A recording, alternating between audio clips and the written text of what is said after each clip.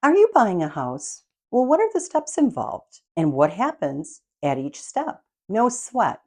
I've got you covered, and I'm going to take you through all the steps that are involved in purchasing a home and what's going to happen at each step.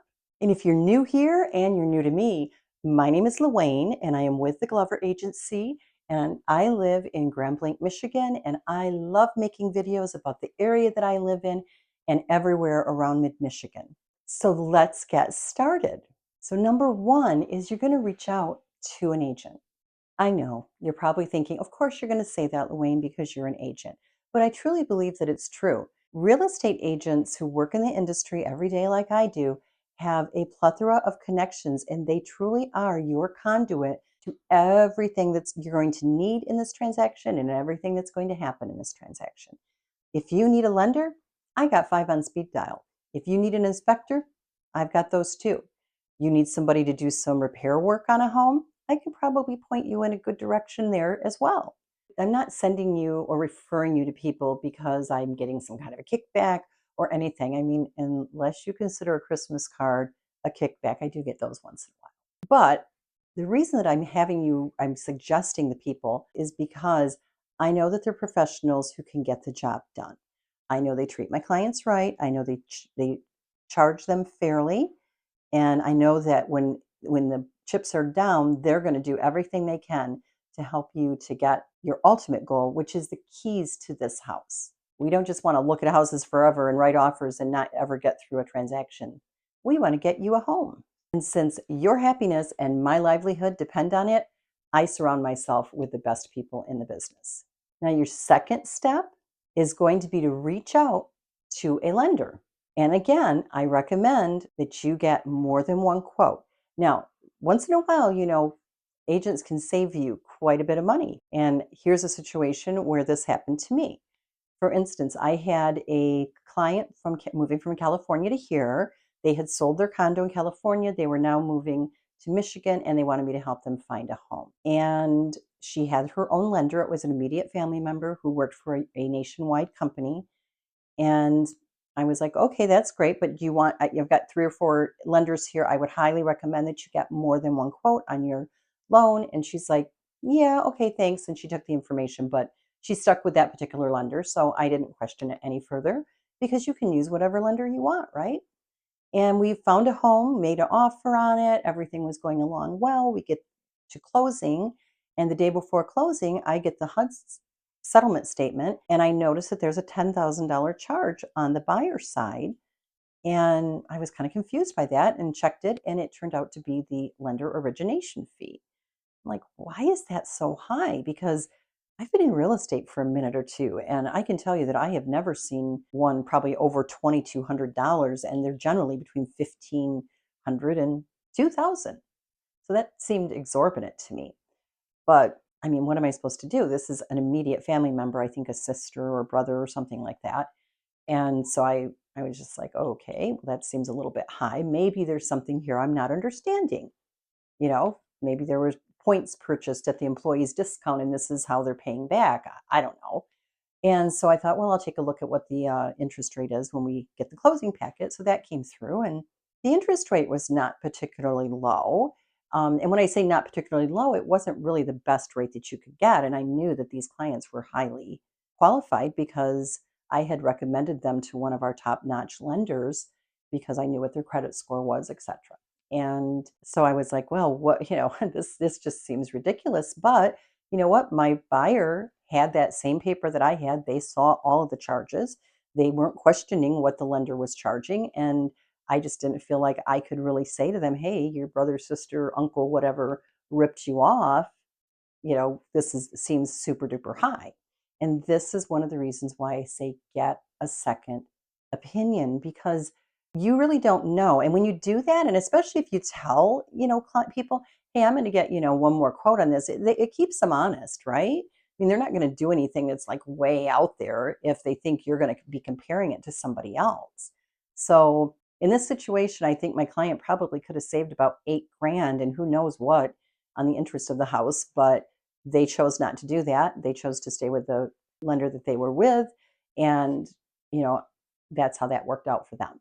So sometimes, there's nothing that we can do about that because people can use whomever they want. They can pay whatever they want if they feel that it's worth it to them. So once you reach out to a lender, what they're going to do is they're going to get your credit information, all of your, all of your accounts for retirement, all of that type of thing. All of your assets are going to be put together. They're going to look at your total financial picture. They'll give you an idea what you can qualify for, and they're also going to give you an idea what the money you're going to have to bring to the table might involve.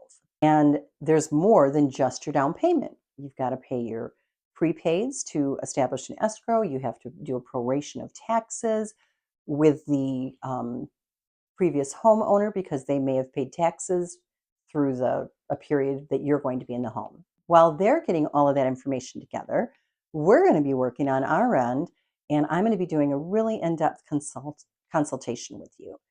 I really want to understand from you what's important about this move. Why are you moving here? What school district do you want to be in or not be in? What type of house do you like? What type of house do you not like?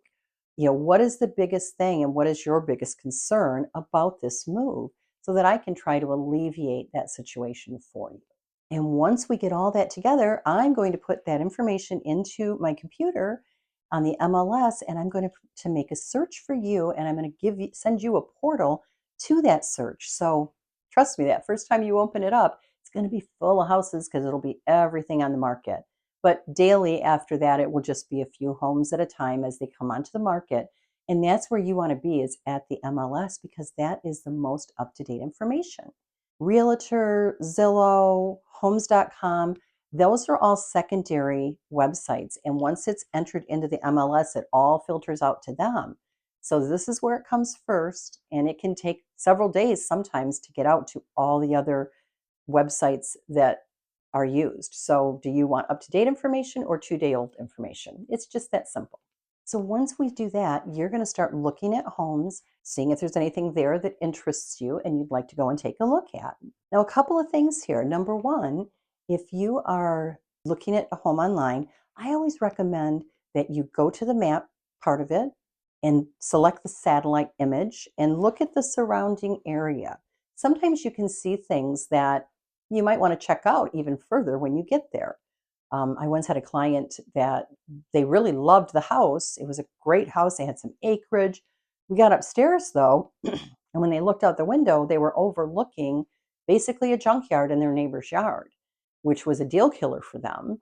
And I mean, I'm more than happy to show them any home, but this particular home was a bit off the beaten path. So we had to travel a pretty good way, and that killed it for them. And they probably could have seen that online on satellite and save themselves a day of travel to come and see that house. So I always recommend that. I know that I always do that.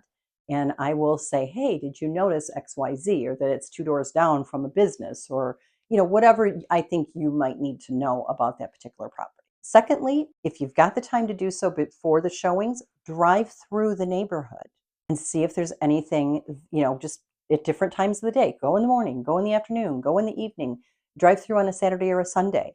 Never a bad idea to see what's out. You'll see how many kids are in the neighborhood. You'll see you'll just get a feel for what the flavor of this neighborhood is. Now, while you're doing that, I will be setting up showings on the homes that you like. Now, this is all done online now, so we just go in and we pick out a time and we request it, and then we get back a confirmation saying yes, no, maybe. One thing to note here is sometimes it can be a little difficult to add houses in at the last minute, because what I usually try to do is to set up kind of a route that makes sense. And we don't want to be going, back and forth. I'm going to try to take you to like the furthest house or the closest house, and then we'll either work backwards or whatever. And depending on how those times fall, I do build time in for travel. And, if you stay a little longer at one house than the other, but it can sometimes be a little hard for me to just fit a house in, or also to drop a house, because especially if it's on that day, because people, when they have their homes in the market, they're cleaning their homes so that you can come and see that house. So when you drop a house, basically that person, especially if it's last minute, has gone to all this trouble for nothing. And we don't want to do that any more than we have to. So, I mean, if there is something that comes in, I'm going to do everything I can to get you into it. And sometimes that even means I've got to use a buyer's agent, we do have buyer's agents on our team, and their job really is to get you in the door when I can't, because that's really what it's all about, right? You can go in and take a look at a house, and if you love it, then I'll pick it up from there. But sometimes I can only be in one place at a time. So once we've gone around looking at homes, and people ask me, what's the average? How many homes do they look at? I would say probably the average is around 8 to 10 homes if I've done a good job with my consultant or you were real clear with your answers. And that's usually about the time that somebody finds a home they'd like to make an offer on. And so what happens now? Well, that's when I go into supersonic mode because I'm going to be checking out the comps for that neighborhood to make sure that this home is priced right. And so that I can advise you on where our offer should come in at. I am going to, do my due diligence. And then here's the one thing that I'm going to do that is really going to make a difference for you, and that is I'm going to call the listing agent. And this is that thing I told you that 2/3 of agents don't do. So, what you need to be asking an agent when you're interviewing them is, what do you do to get my offer accepted? Well, let me tell you what I do to get the offer accepted. First off, when you are going through the whole process of getting your loan done, and we're talking, part of my consultation is to talk to you about buying power. And this is a program that we have worked up at the Glover Agency to assist our clients in making better decisions. And what it is it gives you some ideas of things that you can do that might sweeten your offer. Not everybody can have cash to buy with. And in this competitive market, a lot of people are competing with cash offers. For instance, we have a program at the Glover Agency called Backed by Cash, where we will actually turn your offer into a cash offer. So there's just one. But we actually have a whole pamphlet that we call Buying Power, and it lists for you all the different things that you might consider doing. And what I'm going to have asked you to do is to look at those items, decide which things you might be comfortable with, and of course, ask questions about the ones you don't really understand, and decide which ones you're comfortable with and which ones you might want to use when you make an offer. Because it's all up to you what you want to do. But I certainly don't want to be having this conversation when you're all excited and we want to be writing an offer on a house. I want to kind of know, okay, they're okay with this, they're okay with that, they'll do this. And I can discuss those items with you and how they might affect the purchase of this home. So we will write the offer up and we'll get it sent in. So I'm going to call over to the listing agent and I'm going to ask them a few questions. I'm going to let them know that I've got these fantastic buyers that are really well qualified. They're from California or, Grand Rapids or whatever it is they're from. And I'm going to make sure that they are going to recognize me and my clients when our offer comes through. And this is something that 2/3 of buyer's agents do not do. I know this as when I work as a listing agent because I list and I work with buyers and sellers. And out of 10 offers, I might get a phone call from 3 agents. Another thing I'm going to ask this particular agent is there anything that your clients are specifically looking for other than price? What is going to make them happy in an offer? And they might say something like, oh, it's all about price. Okay, that's fine. But they also might say, my clients, they're of course want to get the best price they can. But one thing that's really kind of, niggling at them is they're a little worried about finding a house in this market. So they might need a little more occupancy after the sale. Okay, that's something that I can work with. Sometimes the agent will tell things to us that will give us a good insight as to what's happening with the seller and how they might be thinking. These are all things that if you don't make that phone call, that you don't know. So of course, as your agent, my job is to come back and to give you whatever information I can to help you to make a better decision. So your agent's reputation really does matter too, because if you have a reputation of being difficult to work with as an agent, there are some people who just will not take your offers. I mean, you'll never win an offer with them. Or if they've had a bad experience with you down the way. Another thing you want to be sure that your agent is doing or can do is to have papers, documents signed electronically. It saves a ton of time. Sure, we do have some clients who don't use computers and we do have to have things wet signed, but in general, everybody's doing everything through DocuSign or DotLoop, and you will receive your paperwork 9 times out of 10. Now, another part of the offer that we haven't talked about yet is the EMD, and that is the initials for earnest money deposit. And all that is it's just a amount of money that you put down to show that you are serious about being in this transaction. It generally is about 1% of the purchase price of the home. So on a $300,000 home, you probably put down 3,000, maybe 5,000. Now, most earnest money deposits are refundable if something happens with the contract or the sale. There are specific, things that you as a buyer have to perform on and certain things that the seller has to perform on. But all in all, 90 to 99% of the time, EMDs are refundable. But in this competitive market, I have had some clients who said, you know what? Don't make it refundable. I know that I can get approved for this loan. I know that I can do it. So I'm not worried about losing it. So tell them they can keep it if something happens. And now, once we have an accepted offer, we enter into what is known as the due diligence period. And the due diligence period is generally going to go from probably 7 to 10 days. It can be shorter and it can definitely be longer depending on the property, if it's a commercial property, etc. But that's the norm. You'll use that time to look at the association bylaws and make sure that they match your use of the property. That's always important to do. You're also going to use that time to have an inspector come out and take a look at your property. If your property is rural, you're going to want to be sure you get a septic and a well, if you've got both of those items, inspection.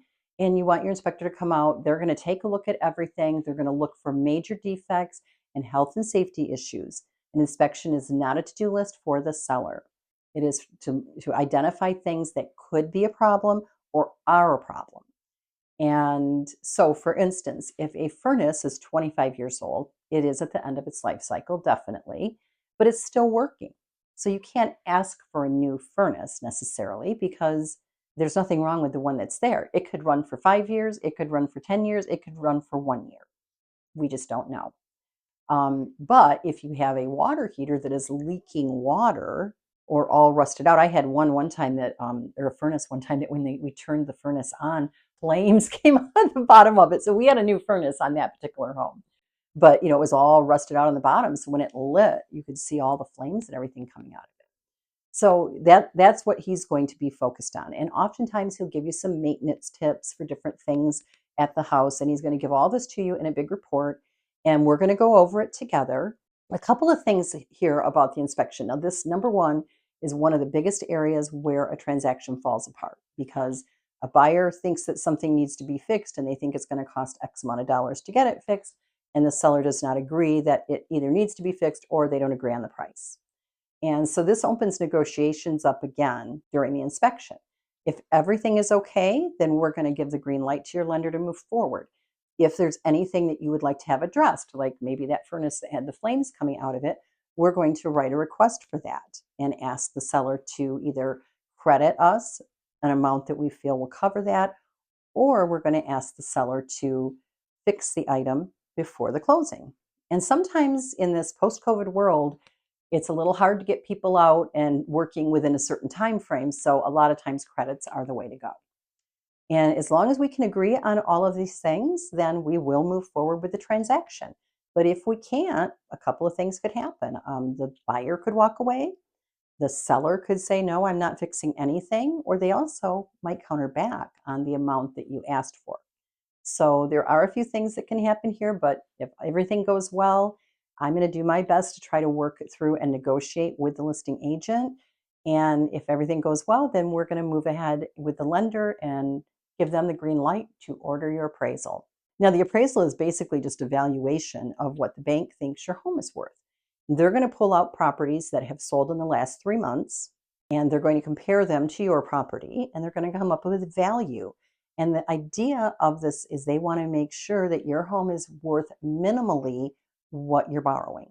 So let's look at a $300,000 home. Let's say the home was listed at $295, and we offer $305 because we've got people who are putting in multiple bids, and we can do that. So we offer $305, and the bank comes back and says, well, the house is only worth $295. Well, now we've got a $10,000 appraisal gap. Now, in the offer, I can write an appraisal guarantee, which basically means that I can say, listen, whatever the appraisal comes in at, I will guarantee it $5,000 more or $10,000 more up to the purchase price of the home. So in this situation, let's say that my buyer offered them a $5,000 appraisal guarantee. The appraisal comes in 10,000 low. That means that my buyer is automatically going to pay $5,000 more for the home. So they're going to pay 300,000 for the home, and that cash has to be brought, or that money has to be brought to the closing table because the bank will not lend it.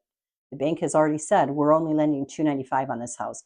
Anything more that you pay for it, you've got to bring to the table.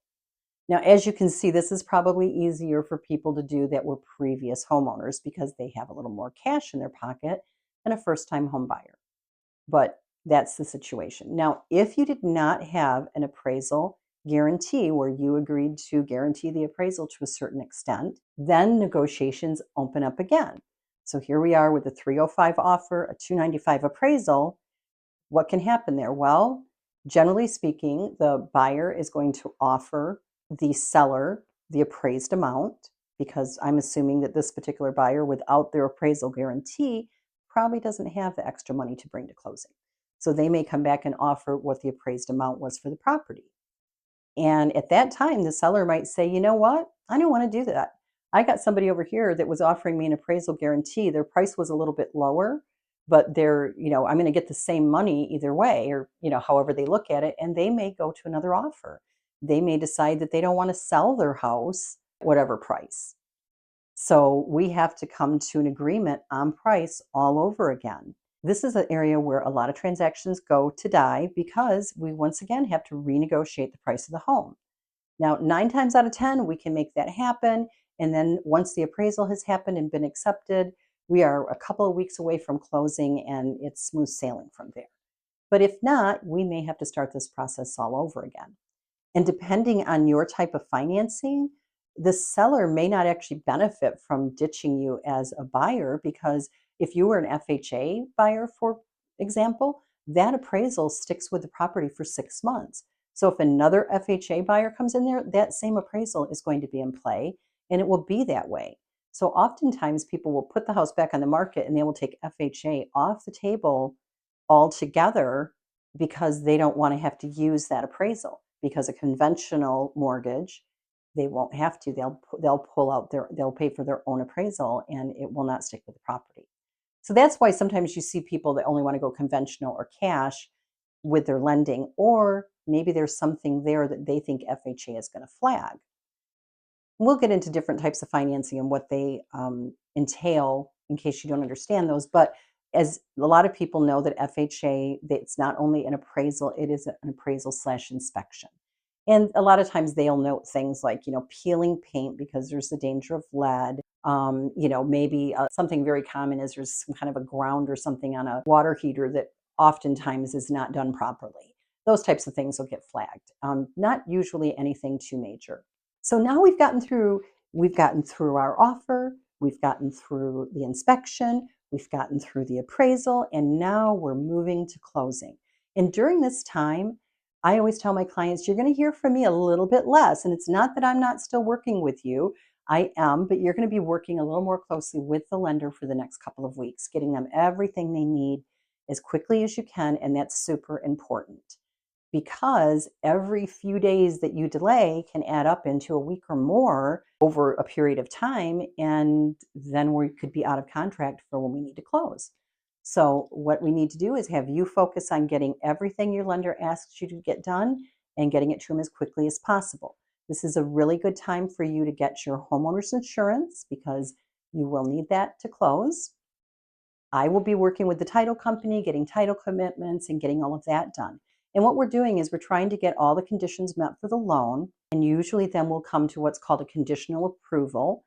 And that basically means that, hey, we're about ready to say we've got a definite approval, but we need a new check stub, a new bank statement, a new whatever, or maybe your divorce papers if you're paying child support or receiving child support, things like that. Once all of those conditions are met, we are issued what's called a cleared close, or C to C is the initials. And once that happens, generally we're going to be closing in about 7 to 10 days. And about a day or so before your closing, you are going to get a HUD statement. And that statement is going to list the purchase price of the home, It's going to list your EMD as a credit. Remember that money is going to come back to you as a credit on your HUD. And it will list all the other expenditures and charges to set up an escrow, proration of taxes, et cetera, et cetera. So all of that will be on the sheet. I'll look it over. I'll go over it with you. You can look it over, ask me any questions you want. And the very bottom line of that is what your check to bring to closing should be. Now, let me just mention here that if you are closing on another property prior to closing on the one you're moving into, you want to make sure that you either receive the funds in that closing via wire or that it's far enough in advance that if you do get a check, it's going to have time to clear the banking system. Because let's face it, if you walk in and deposit an $80,000 or $100,000 check, which was your proceeds from the sale of your home, it's not going to be available in 3 days to put down on your new home. So keep that in mind. That's something that the buyer's agent needs to be thinking about if that's in play in this particular transaction. So we'll set that up so that all the funds will be available for you to close on your next transaction. And so you'll either be setting up a wire or you'll be bringing a cashier's check to close. Now, when we get to the settlement or closing, they're usually held together, although sometimes they're apart. It's okay for it to be that way. One party maybe can't travel as far or whatever. So usually it's all held together. You will each have your own closing agent, and that agent will take the buyer through all of the real estate documents that the seller has rescinded, and they will also have you sign all of the paperwork for your loan. Once that is done, you're usually going to receive keys. If you've given your seller occupancy in the home, so let's say 30 days, your seller wanted to have an extra 30 days to get moved once closing happened. The escrow company or the title company will hold an escrow that's equal to the amount of your house payment for the period of occupancy. So if it's 1 month, they're going to take basically one house payment and they're going to prorate it over 30 days. And the seller does not have to stay for the full 30 days. They can leave whenever they want, but they have to be out by 30 days. So sometimes they'll ask for 30 days and they'll leave in 15 or a week even. And if so, then they will be charged for the time that they are there. That check will come to you so that you can make your house payment and they would receive the rest of it back. If it goes all the way to the end of the 30 days, then they'll basically be paying one house payment for you, and the mortgage company will release the escrow to you so that you can then make your next mortgage payment. Now, here's something that a lot of buyers don't understand, because they start kind of looking at, oh my gosh, I got a house or an apartment and I'm going to have to pay rent there, but I can't get moved in here until then. You do not have to make a payment on your home for usually about 45 days. So let's say that you're closing, this is mid-July. You're closing in mid-July. When you close, the title company is going to collect interest, etc., all the way up to the 1st of August.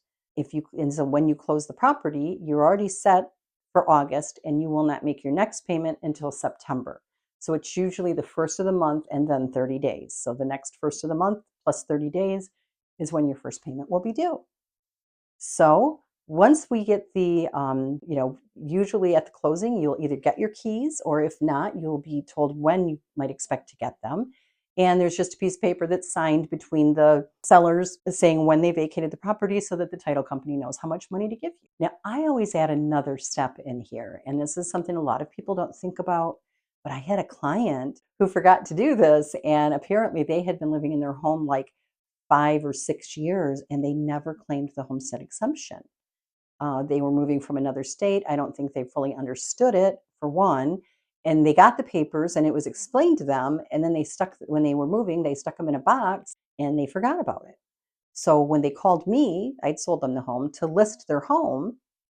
They said, they had me look it up, and I'm looking at the tax thing and I realized that, wow, their taxes seemed high for that neighborhood. And I realized that they did not have a homestead exemption. So I asked if they owned another home in the state, and they're like, no, we don't. And I'm like, oh, great. Well, did you file the homestead exemption form? And they're like, what's that?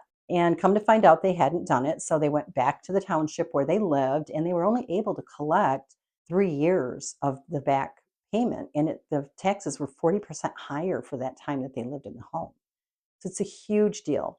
So what I always tell my clients is, if you're usually closing somewhere near where you're living, and if you can get over to that township that day, go right then before you forget about it and get that paperwork filed. You're going to get 2 copies. and you're going to take one in to have it stamped. You're going to make sure that the stamp is legible, that you can read it, and then you're going to put it away.